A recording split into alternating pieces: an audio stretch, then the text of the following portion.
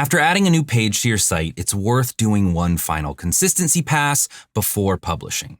And in this example, I want to make sure the page matches the rest of the site without checking every section manually. Now, I could open the agent panel and start with a broad prompt like audit this page, but I'll get a more useful response if I'm more specific about what I want the agent to look for. And since this is a new page, I wanted to check for inconsistencies with the rest of the site. So I'll write a more focused prompt like audit this page against the rest of the site for inconsistencies, including spacing, alignment, style, and typography. That way, the agent knows exactly what to review, and it will compare this page against the rest of the site. And as you can see, once it's done, it presents me with its findings before making any changes.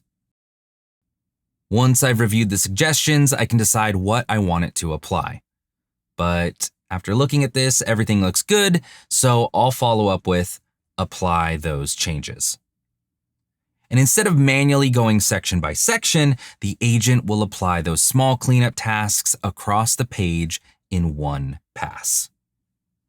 Agents can also help polish copy. For example, my headline here is a bit too long and generic, and also doesn't really fit with the voice and tone of the rest of the site. So I'll select the headline with the context tool and ask the agent to make this headline shorter, more engaging, and more consistent with the tone of the rest of the site.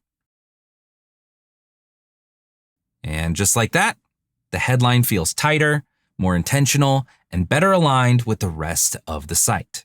And there you go. Another great way to use agents during a final review, not just to clean up the layout, but also to tighten the messaging on the page. And there are plenty of other ways agents can help us speed up our workflow, so stay tuned. Thanks for watching, and I'll see you in the next video.